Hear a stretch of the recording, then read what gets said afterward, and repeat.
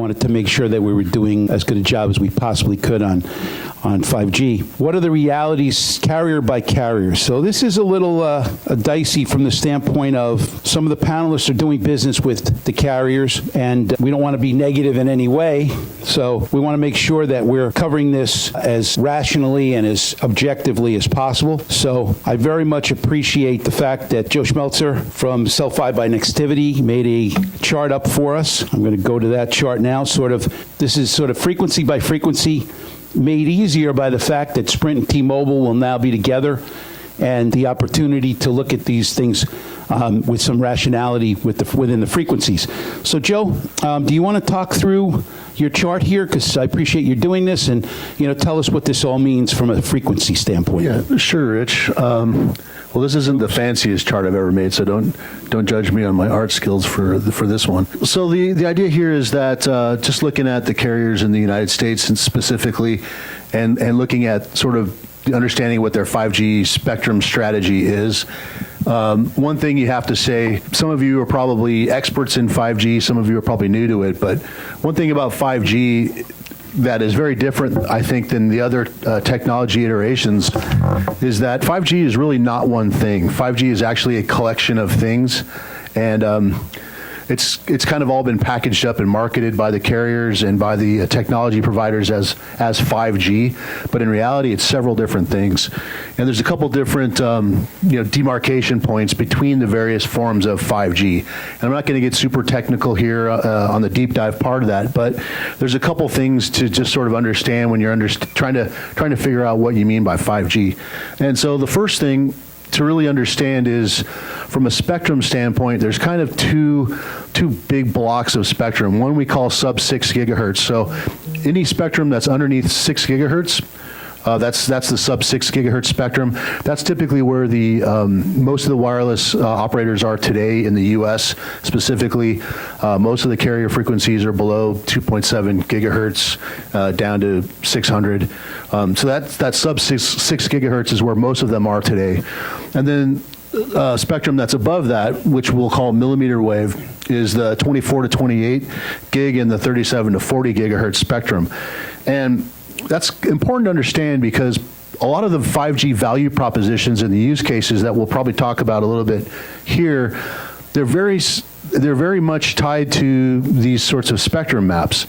So if you're going to do something like ultra high density video over a WAN, you're going to need a lot of spectrum to do that. If you just want a little bit better throughput, then you probably don't need as much spectrum. So understanding that spectrum allocation and where these carriers are is relevant to that. And so today, just looking at the specifics, we'll start. You want me to talk about each carrier a little bit, Rich, or just? We're going to do that individually. Yeah. Okay. The frequency. Yeah. So really, you see kind of where the carriers are, and I'm not being very specific here by saying heavy, modest, and no. All of the carriers have expressed some interest in millimeter wave spectrum. I think probably AT&T and Verizon are the furthest ahead there. T-Mobile has been much more focused in the sub-6 gigahertz rollout of 5G initially. And so what I wanted to go over is sort of the philosophies. In other words, Verizon is rolling out. We're going to talk about individual carriers, but right now you got millimeter wave, you got mid-band, and you've got low band. Different carriers have different strategies. But what is we did an article a couple of weeks ago that springboards off a marketing campaign I used to do years and years ago. Our ad was speed, price, quality, pick two. Can't have all three. So this was speed, latency, distance, pick two. So in that sense, talk about what millimeter wave benefits are, what mid-band is, and what low band would be, Joe, if you can. Yeah, sure. So in the millimeter wave spectrum, most of these use cases you see that are really exciting, where you see things like, robotic drones and remote surgery and stuff like that. Most of those use cases require a lot of spectrum, and that spectrum is available in the millimeter wave frequencies. So most of those things are minimum 100 megahertz up to 800 megahertz. So those kinds of amazing use cases you see in some of the marketing brochures, that's millimeter wave technology typically. The initial rollouts of 5G are more based on smaller amounts of spectrum. T-Mobile's got 35 megahertz at 600 meg. Sprint had 160 megahertz, I think, at 2.5 gig. So all that stuff is going to be combined, and that will become T-Mobile's 5G rollout. But you'll notice you just don't have as much spectrum in the low and mid bands as you have in the high bands. Gotcha. So let me just go back to our panelists. So what I'd like to do is just go down the row and give each one of you a kind of your take on where we are on 5G now. It's something we should take very seriously at this point. It's something that's off in the distance. Where do each of you what's your impression of what we've done so far with 5G? And then we're going to dive into, exactly what's what. Doug, you want to start with it for us? Sure. I'd say where we are with 5G right now is the map wars, which T-Mobile's clearly winning with their great big magenta map. But other than that, there's not a whole lot of impact on you as a user of a phone. You're going to get very similar service from that sort of 5G than you're getting from 4G. Really what most of us need is a little more 4G, a little bit better 4G. But the end game of 5G will be something entirely different. We don't even have applications right now that are driving that need. We know that it will be there. And I'm speaking again from the human perspective. There's a difference for 5G for things. That 600 megahertz T-Mobile 5G could cover thousands and thousands and thousands of devices per square kilometer. You can't do that with 4G. So there is a difference. But for your personal experience, you're just not going to see a lot of difference yet. So in essence, in this space, before we need 5G, it would be nice if we had 4G and we had voice in this particular building. So, it's a little bit disingenuous to be thinking about 5G before we've got real 4G coverage. And in fact, the 5G that's being deployed today is almost all what we call non-standalone, which means that the device has to connect to the 4G network in order to coordinate with the core, in order to even use 5G. Just hold that up to your... Oh, sorry if that's not close enough. There was some drive testing done recently, and it showed that phones would show 5G on the little icon, but it wasn't actually using it because the 5G coverage was extending beyond where the 4G anchor existed. So, a lot of marketing there. So, moving on before you jump in, Chooks, bottom line is you had a Super Bowl touting 5G. It was great. How many phones, would you venture a guess what percentage of the people at the Super Bowl actually had a phone that worked on a 5G network? You want to venture a number there? Yeah, I would say somewhere around 3 to 5%. Right. Maybe. So, big hubbub over 3% of the people in the stands that had a 5G phone, probably a test demo anyway. Yeah, and I think that's an important kind of next point, is that the device market, the application market, hasn't caught up with kind of the marketing messaging that we're seeing from a lot of these service providers. We just don't have the devices to support it on a wide scale. I think we have a Samsung tablet and a couple of Samsung devices, but outside of that, we're still relying on our 4G LTE devices. Mike, you want to kind of throw your opinion in there too? You need a microphone? Or 5G? On 5G, on where we are in terms of, the current situation. Is it total hype, more hype, less hype than, we really expected? I mean, I would say 5G is not a switch you turn on and off, right? It's a work in progress.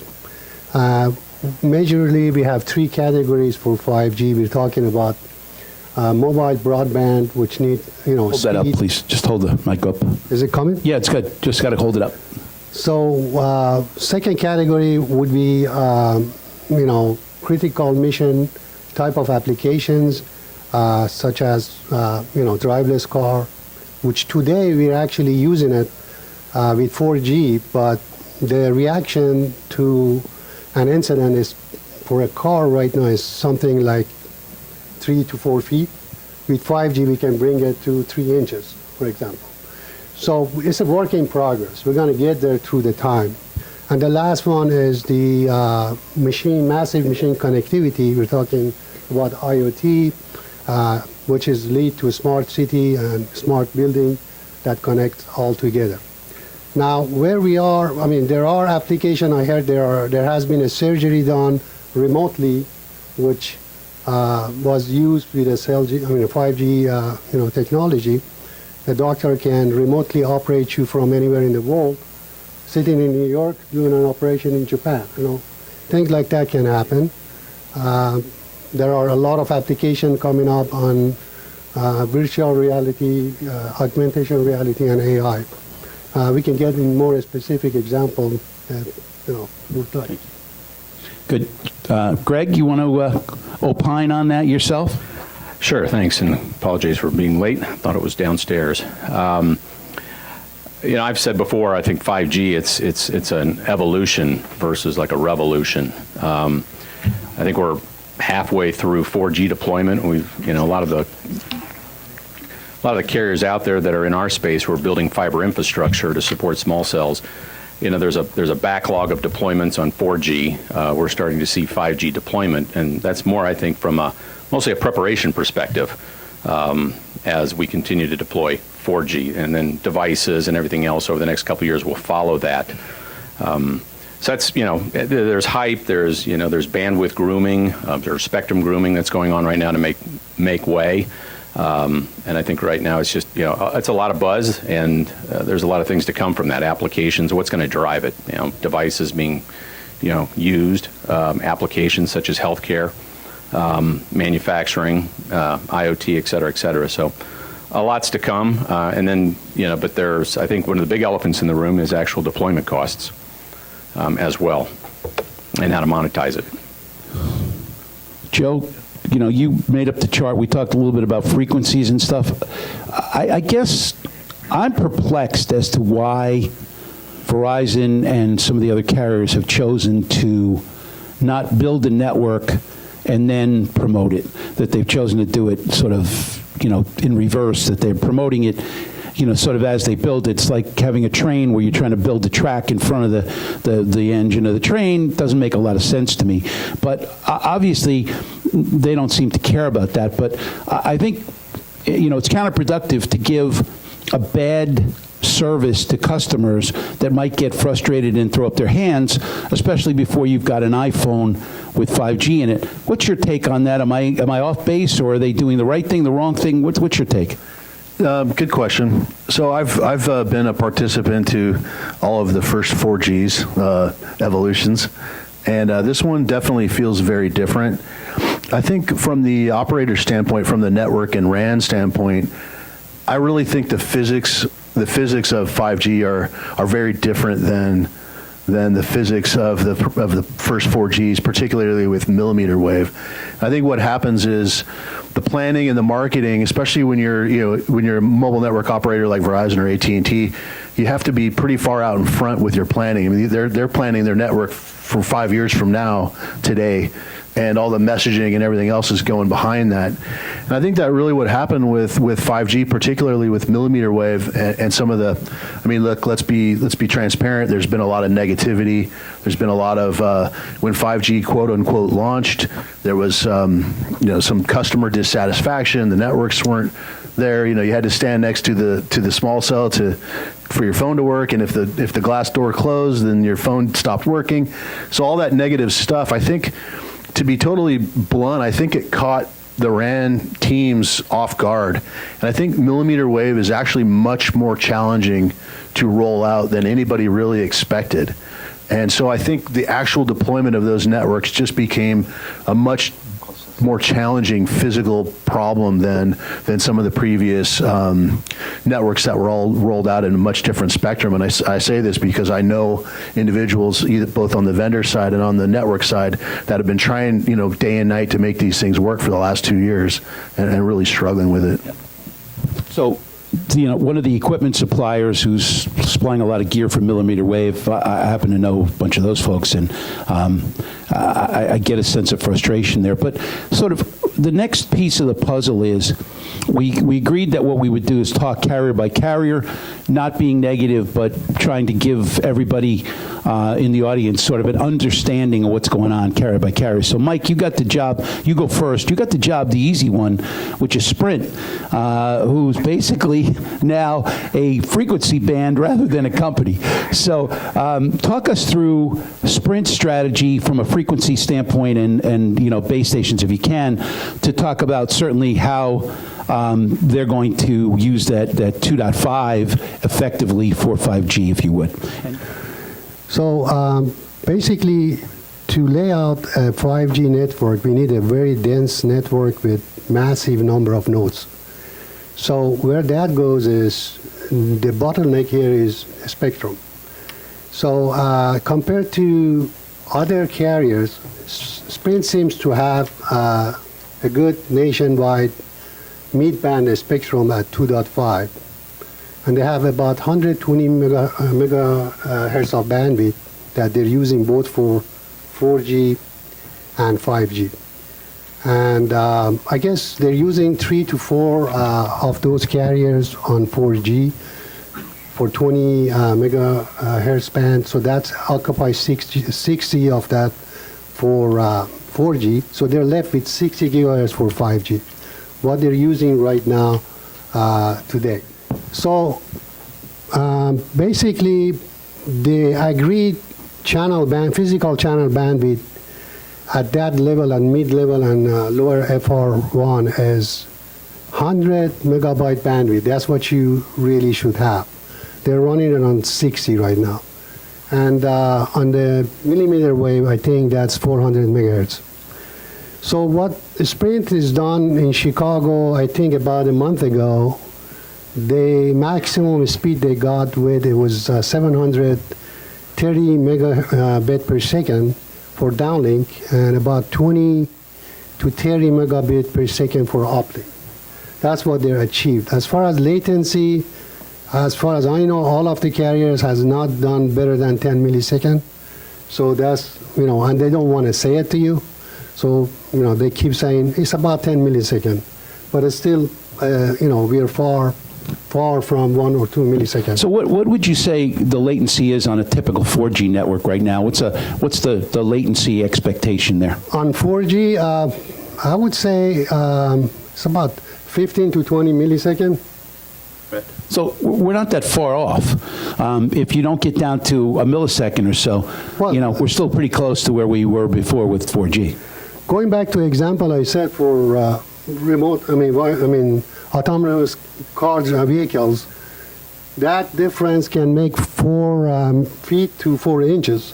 So it's a big difference, when it comes to mission critical applications. Right. So, obviously the intent of the merger was to get a hold of that 2.5 spectrum, because that may be, it's the three bears. It's not too hot, not too cold. It's just right in the central portion of the spectrum band.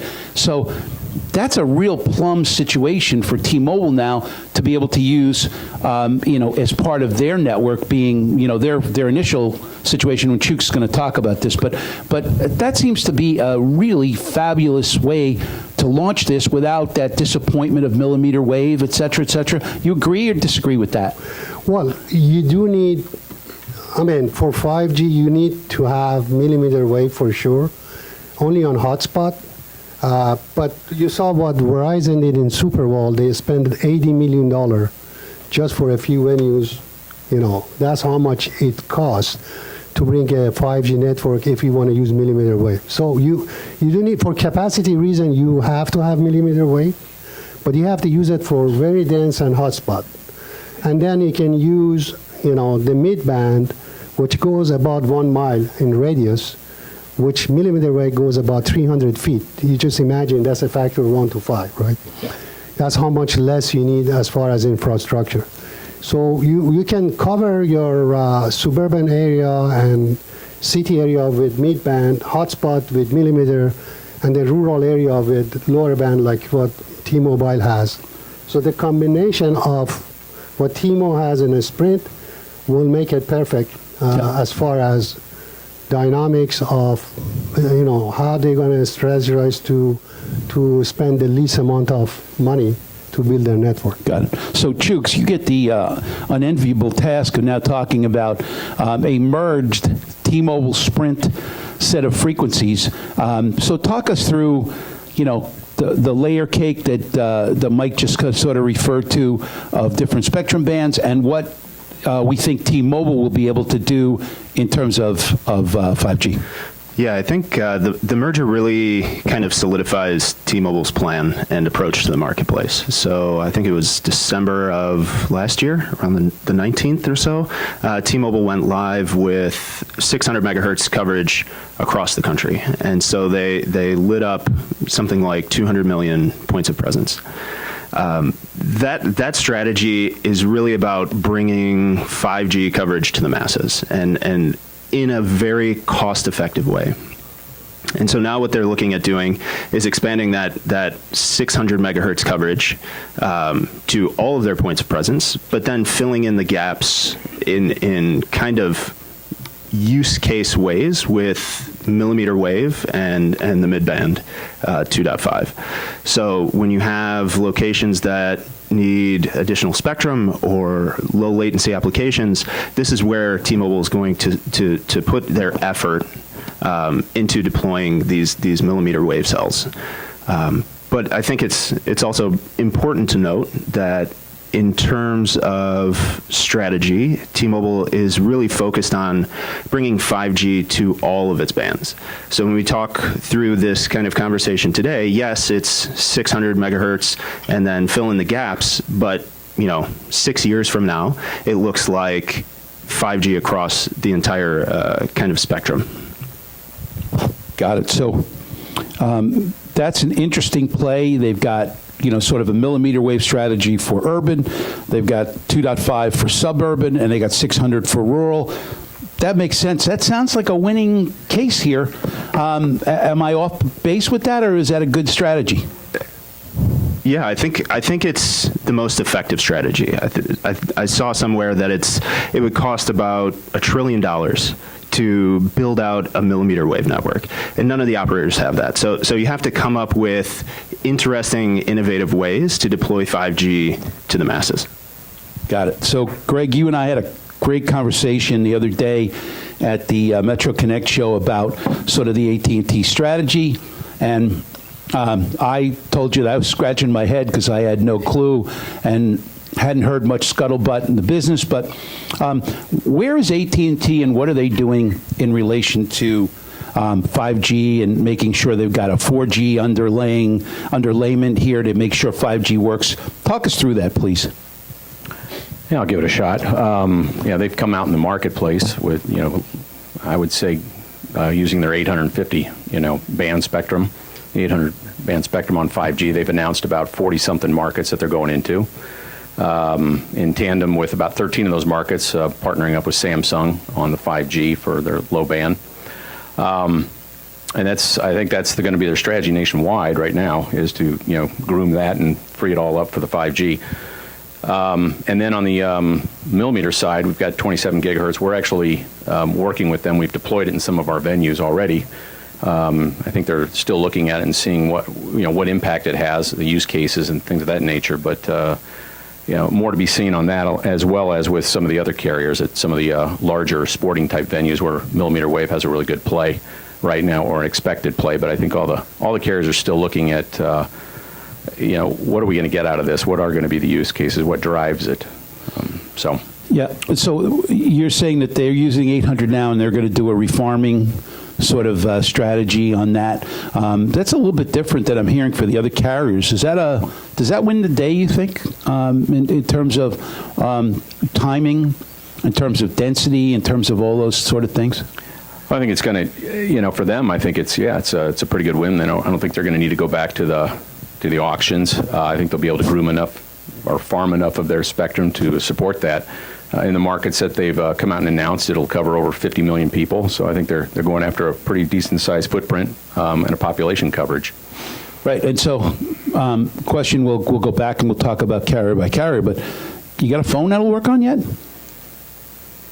What was that? We have a phone that'll work, that'll handle sort of 800 with a reformed spectrum of some frequency, and then a millimeter wave overlay there? You got any device that will handle all that at once? I'm not aware of one, but I don't know. My esteemed colleagues up here. I think may that may know be one. there may be a reason Yeah. that we're not aware of one. But yeah, I haven't heard much about that from the marketplace in terms of equipment. Right. Doug, you're up. You got $1 trillion to build a millimeter wave network for Verizon?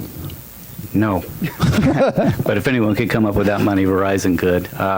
About the devices, I think that the device upgrade cycle is part of the motivation for the promotion of 5G networks before they're really achieving what they aspire to achieve, is that as the devices are released over the course of this year and you get a customer who buys one of these new $1,300 5G capable smartphones, that's a captive customer for a while. They're not going to just turn around and switch carriers and buy a new device 3 months later. It's just cost prohibitive for most people. So I think that's part of the motivation there. So, but where are they in terms of actually rolling out millimeter wave? It seems like it's a sort of a hotspot based situation, not traveling very far. Works great. I mean, again, we look at that layer cake or the speed, latency, distance. So you got good speed, doesn't go far, and the latency is how good, how bad on the latency side. So where does that set them up to try and build that out literally ubiquitously? So I think the question is whether or not they need to do it ubiquitously, and they probably do not. When you talk about a network's capacity, it's dealing with the focal points of excessive demand. You don't need to peanut butter all this spectrum everywhere. If they can provide enough capacity for customers using their low and mid-band spectrum over 80% of the country and use millimeter wave in the 20% where the capacity actually exists, that's fine. The only place it's not fine is in the comparison of the maps. Right. Or if I walk, so too far away from one of those spots and I still want my 5G network and it's all of a sudden it's gone. Right. But there's been examples shown where, okay, I'm here, I've got line of sight to that small cell that's doing millimeter wave right there, and I'm getting 1.5 gig connection, which I don't know what I'm going to do with that anyway. And then I walked inside the Starbucks and darn, I dropped to 250 megabytes per second. I think I'm still okay. Well, maybe you're doing robotic surgery as you're walking down the street and you got to keep certainly, going. that's different. That could be an issue. Joe? Just in the commercial real estate or connected real estate context, just wanted to make one comment there. If you look at the projections from the carriers and from the analysts, et cetera, even 5 years out, you're still going to have 50% of the users will have 5G handsets. So that means that the other 50% are going to have 4G handsets or 3G or whatever. So if you're a building owner and you're trying to figure out what to put in your building, you have to support 4G. I mean, in the current horizon, the current visibility, your use cases, your users in that building are going to be 4G, whether they're standalone or non-standalone. For 5G, that'll be a different story. But for the foreseeable future, I think we're looking at 4G as a foundation for the in-building contact. Yeah, no, that's true. We haven't even gotten there yet, but there's a couple of steps I want to take everybody through before we get to that in-building piece. But one of the things is, it's funny, this isn't really a question for you, but one of the things I've been hearing is from the alt carriers, the Comcast and the others. They're saying 10 megahertz of unlimited data and then 2G. And it kind of stopped me in my tracks that if they're going down not to 3G service but to 2G, you might as well have two tin cans in a string using a 2G network for that. Yeah, I think that's a great point, probably a different discussion, but you have to remember that there's multiple layers of networks that are involved here. You have Wi-Fi networks, CBRS, commercial, cellular, whatever, and I think some of those value propositions are based on, look, I just want to make a phone call with my phone, and my data stuff I might do some other way. Yeah, like the phones with the big buttons for certain folks that can't see the small buttons. So, question we didn't answer on earlier panels that everybody came up to me out in the hall and asked, how does 5G work with CBRS? Is CBRS going to help us in building with 5G? So I'll take, anybody who wants to jump in and talk about that. If we want to go down the line, Doug, you want to start us on that? Yeah, I would just say that CBRS is technology agnostic. You can do LTE on it. You'll be able to do 5G and R on it. I don't think they finally released that yet but it will be. And it could be anything else. It could be a proprietary standard. So CBRS is just a frequency band. Gotcha. And so, Chooks, is there anything that I can go buy today to give me 5G in building? If I don't have a CBRS network yet, I don't have 4G in my building yet, obviously I need 4G to make 5G work, but is there anything I can go buy that will give me 5G inside? So, yes and no. So you can certainly go buy some 5G capable devices, right? So there's millimeter wave repeaters, and there are things that are happening overseas in the Asian countries that have deployed 5G successfully. What you're going to run into, though, is once you install that device, you have no way to use it. You just have not enough 5G coverage in the country to really justify installing something in your building or your home. And certainly not enough phone devices. Mike, you want to take that one? What can if I, talk to you and I say I want this in my building, what can I do? I believe there are companies out there. I know one company in South Korea, FRTech, they have in-building 5G equipment already that can be used. Right. So that is a viable solution. FCC type approval for the U.S. yet, you think? Yeah. Gotcha. I mean, it's work in progress, Yeah. But they have the capability. I know they were talking to AT&T to do a test for them. Gotcha. So there is potential for there to be gear for us to use in building. Right. But let's slice and dice a little. Millimeter wave gear, 2.5 gear, or 6 or 800 gear? Yeah, this is in gigahertz. I think 30 gigahertz, something like that. Right, but on which frequency band? Can we actually do? 3.9. I'm sorry, go ahead. I think 3.9. 3.9, but N78, I think, is the band. N78, I believe. Yeah. right, okay.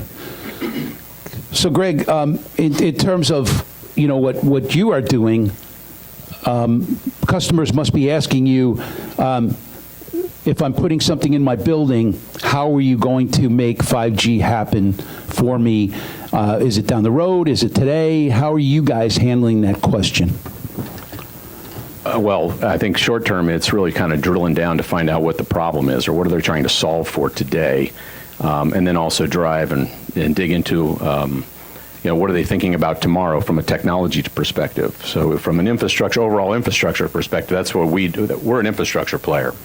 So we believe in, fiber it needs to be at the core of everything, and a lot of it, because you don't know what's coming, and everything more or less uses fiber. So in our conversations, initially, is it just phone calls? Do you need coverage? And then how are you thinking about, your building and your tenants and how to serve them in the future? Is 5G going to be a need? And then also CBRS. And so whatever we deploy, or when we're talking to them about that, it's making them aware of, well, if you want to go in this direction, from an economic perspective or just plain coverage perspective, these are the potential pitfalls or limitations to, extend into 5G or grow into 5G versus, deploying a fiber to the edge type of an infrastructure so that you're prepared for that in the future.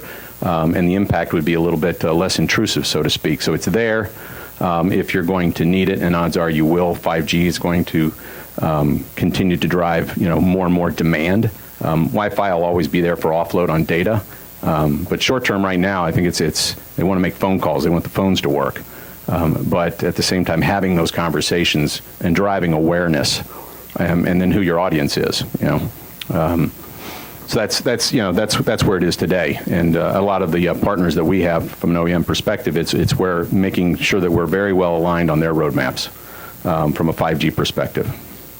Got it. So I guess the question is that since there aren't a lot of people with 5G phones, I can't imagine they'd be going to their landlord or their IT department or their telecom people and going, I've got to have 5G right now, because they probably don't have a 5G phone. But I think it's probably keeping people from landlords and folks in hospitals and hospitality from making decisions about putting networks in without being certain what they can do with 5G. Certainly, we talked a little bit about this before, that there's a little bit of sticker shock how long it's taking to get the radio source on some of these things, as you and I were discussing, at the other show. But is that holding up decision making on people looking at 4G installations in their buildings?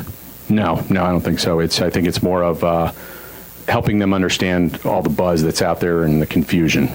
There's still, I think there's still a lot of confusion out there in the industry, and there will continue to be because of how the mobile network operators are marketing 5G and IoT and things of, what is going to be required, or the potential applications that depend on these types of networks. So helping clear some of that fog out of the air, but also giving them confidence and peace of mind that they'll be ready for it down the road is critical in those conversations. And then the underlying infrastructure is how you get there. So, Joe, your equipment suite is a bit different than some of the other OEMs. What's the solution that you guys are talking to interested parties, landlords from, commercial real estate, from hospitals, from hospitality? What's the plan in terms of your world? Yeah, well, so we stratify the market in a variety of ways that are sort of complex. Lots of different building types, lots of different applications. And what we see is different needs for those different building types and also the density of users. And so we approach that. Our sweet spot is a little bit different than some of my colleagues up here and some of the vendors that are also in this space. There's 6 million commercial buildings in the U.S., and we typically address 50,000 square feet to, say, 500,000 square feet. So our solutions are tailored a little bit differently than some of your high-density active fiber DAS products. So that's our approach to it. In our use cases, we typically engage with buildings that have a variety of networks, and so our customers are typically just looking for a good quality of experience with their handset. They're not necessarily looking for 1 gigabit download speed because they have Wi-Fi networks or Ethernet or some other data network in the building. They just want to be able to dial 911 and get text messages and make phone calls. And so that's kind of that's sort of our approach to that. A little different. And if they had gig speed, they wouldn't know what the hell to do with it. Yeah, you can download your movie in 3 seconds instead of 10 minutes. Right. So, Doug, let's start with you, though. This is a little bit of a stretch, and we talked about a couple of examples, but are you seeing anything or any, in your daily travels, are you seeing any killer apps that people are talking about? I've got one on the Verizon side that I know they've shown indoors, inside their lab, which is holographic phone calls. Anything else, or is that real, or do you see anything else on horizon that we could think about as Uber and Lyft for 4G were? What's the killer app for 5G? There's none as far as I'm aware right now, but that's the question everyone asks us as well, is, well, can you give us some apps so we can test this? No, not yet. And I think part of the problem is that the 5G that we have today is really not that different than 4G, because we're only focused right now on the enhanced mobile broadband, so we're getting a little bit more throughput. Until we have those really low latencies, that's what's going to unlock the new apps. It's getting under 2 or 3 milliseconds, and that changes things. So remember the Pokemon Go craze a few years ago? Everyone was going out and actually walking. That's crazy. Imagine if you had everyone's phone on a 1 or 2 millisecond delay. You are gaming in real life, walking around. It's not Pokemon Go anymore, it's Halo, and everyone's out on the street blasting each other with their phones. that's an app that I could think of happening, just Interesting. in a fun way. So that's a pretty good one. The gaming, looking at gaming in real time, and online gaming, doing with your friends in a much faster real time life solution type. Chooks, anything you got? Yeah, I think we're in an interesting time here with 5G. I think we can't really even consider what kind of apps will take off and really kind of revolutionize the way we're using our devices. So an example of this would be when text messaging first came out, right? When people were designing and deploying 2G networks, they couldn't have fathomed how texting would fundamentally change the way in which we communicate. So purely speculation at this point. But I think one of the interesting use cases / applications is Industry 4.0. So some of you may know what this is, but it's kind of the reimagining of the manufacturing process around communication versus tailoring communications to suit existing manufacturing processes. So this has the potential to unlock significant advancements in getting products to market, to building products in your home, to building products in your business, and shipping them and doing all sorts of new things because you are starting from connectivity instead of starting from manufacturing. So, Mike, you had a couple of good killer apps earlier. You mentioned autonomous vehicles. You mentioned robotic surgery. All good. The problem is, if the networks aren't ubiquitous, and as Doug was saying, maybe they don't need to be. I'm driving down the road in my Tesla, and I'm talking to a 5G network, and there are huge gaps in the network. How does that work for me? How will that help me drive an autonomous vehicle or a vehicle? I've set it on auto, and I'm driving down the highway, sound asleep. How is that going to help me on a 5G network that isn't completely ubiquitous and covers every inch? Well, we have to consider 5G is not going to be a continuous coverage or services all over the place, right? We may have a smart city, like city of Alexandria. We were in that DC 5G show. Is going to convert the whole city to a smart city. So he's going to have 5G all over the city. We probably, carriers are going to put millimeter wave for that small city. In that area, you can say Tesla can use his car, without any problem. Doesn't mean he can go to New York with it. But like I said, 5G, the real 5G is going to be in a dense urban hotspots. That's where you can use them. Rest, as we said, we're going to rely on 4G, and there is still a lot of technologies under progress, like carrier aggregation. They're using beam, forming, and all these technologies, massive MIMO. There is still not even half the way. I mean, there are going to be a lot of progress for these technologies by end of the year. Even dynamic spectrum sharing, DSS, all of these are going to come to picture in 2021 or 2, which is going to make the speed a lot faster. Yeah. That's when we're going to get the real, 5G. Greg, any killer apps that you've seen in your travels, and customers are coming to you with, I need to get a network in because I've got this idea I want to use? No, I wouldn't say that they're banging on the door with a new killer app yet, but there's certain things that were mentioned here, like manufacturing. We work in that environment as well, and I think that's definitely going to be a driver. Speed and latency. Some other ones we talked to in the sports and entertainment venue area. You've got gaming, where these venues are popping up all over the place. That's going to be one, just driving the latency issues there. But I was in a meeting the other day with another venue that online gambling just was approved in the state, and so we're doing a large augmentation project right now for them. And imagine people in the stands that are No longer are you betting on just the line at the beginning of the game and seeing how you did at the end of the game. You're betting on a free throw. You're betting on everything, and speed and turnaround on that. It's just amazing what the conversations are with regards to that and the requirements to support that from an entertainment and fan experience. So, we see some of those things coming down, and whether or not that's supported with just 5G or millimeter wave, yet to be determined. But those are some of the things that we see. And then, fantasy football as well in some of the larger arenas. I think it's like 18% go to watch the game, and the rest of them are looking at their phones and, following their fantasy football teams. Yeah, I was just thinking about that one. That sounds like a really good one. Joe, wrap us up on that, so we'll go to questions after. I think absolutely the killer app is going to be transportation. And if you think of right now, today transportation is fundamentally two-dimensional.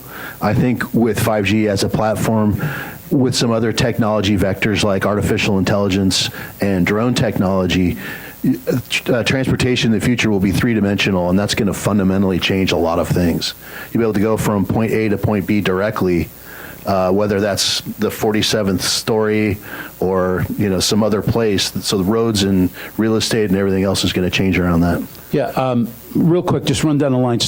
Give us a start, Joe. Phones in quantity from companies like Apple, like Samsung, like LG, others. When will we see real quantities? You're going to go down at a reasonable number, be able to get a 5G phone. So I have no idea, but I know what the analysts say. They say roughly 50% of the phones in 2025 will be 5G. So 40% will be 4G. So that's a good guidepost for anybody sitting in the audience who's a commercial real estate person saying, I need to start thinking about a 5G network by 2025. So, Greg?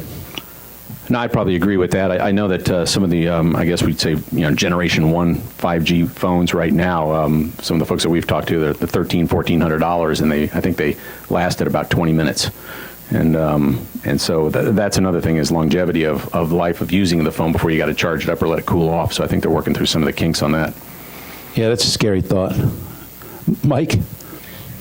I guess, again, going back to millimeter wave 5G phones or FR1 5G phones, I think we are long away from millimeter 5G phones. It's going to be probably same as colleague says by 2025, 50%. I agree with that. Right. So, Chuk, straighten me out on this part. So I need a phone that's got millimeter wave, multiple bands, 3.5, potentially, 2.5, 800, Yes. 600, and partridge in a pear tree, right? Yeah, so the phones will look like they did in the 90s. You'll be carrying them around in a bag. Not only Wi-Fi ready and CBRS ready too. Yeah, oh, I forgot. Thank you. I forgot it's CBRS too. So, yeah, so we'll have a nice bag phone to carry around in the future. Other than that, have you seen phones that are coming? What's your take on that piece? Yeah, I think we won't see handsets, right? But I think we'll start to see in the next 4 years, 3 to 4 years, we'll start to see kind of modems, right? So you'll have an external 5G modem, or you may have a 5G tablet, or some device that is maybe not as ubiquitous as the handsets are, that are taking advantage of one band and don't need to have the complexity of a smartphone. Doug, just to wrap up, and then we'll go to questions. Yeah, I think the carriers will be motivated to try to get us to adopt a little bit faster than that. Personally, I would defer my purchase until the phones are going to have all the bands rather than buy one that only has a couple, the C band on top of what we already mentioned. So there's a lot Smart of move. bands. Yeah. I think, depending, the carriers will start to have phones that will be usable on their bands, and whether we see, a phone that's got everything in it is a big question mark. Do we have questions? Bonnie, you're first up. Greg, we haven't met, but I'm waiting for you.